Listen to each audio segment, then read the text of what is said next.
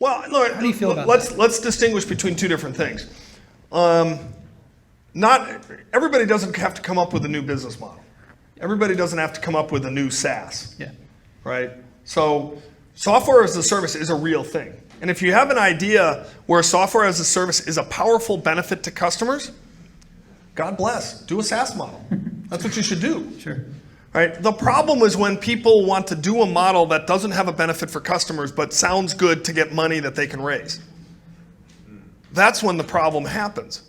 And then suddenly you have something that's masquerading as a, just to pick SaaS as an example, it's masquerading as a SaaS business When it's really not, or doesn't need to be, or shouldn't be, or the customer doesn't benefit from that.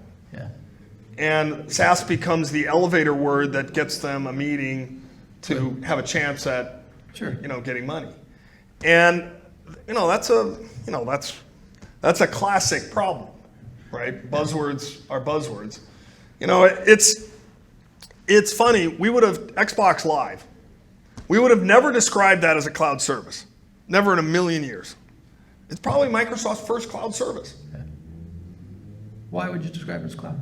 Why wouldn't I? Yeah. Well, cloud didn't exist. You're just branding-wise. I'm just pointing out branding-wise, we would have never thought of it that way. But if you were doing Xbox Live from scratch today, you would say, oh, it's a gaming cloud service. Sure. And how many guys have been trying to get funding as gaming cloud services? A bunch of them, right? Not because necessarily that's a better experience. Yeah.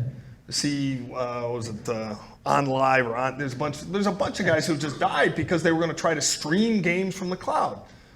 Because cloud was a big deal. Well, it turns out streaming games from the cloud is really hard, and it's not a great customer benefit, and once those companies failed.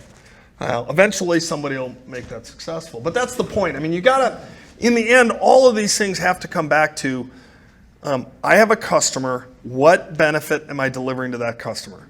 And if SaaS or cloud or mobile supports that, then I can say I'm one of those guys. Yeah. And if it doesn't, I gotta say I'm something else. Yeah. And I got to find out what that is and how to articulate that in a way that captures people's attention. Yeah, stick with it and stick with the benefit. If you have a compelling consumer benefit, you will find a way to monetize it.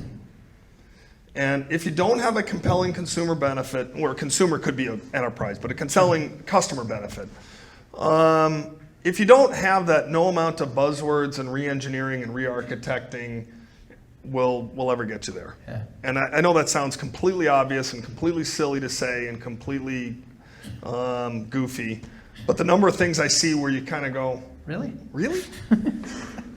How's that going to work? Yeah. Yeah. Yeah. That happens a lot. Sure.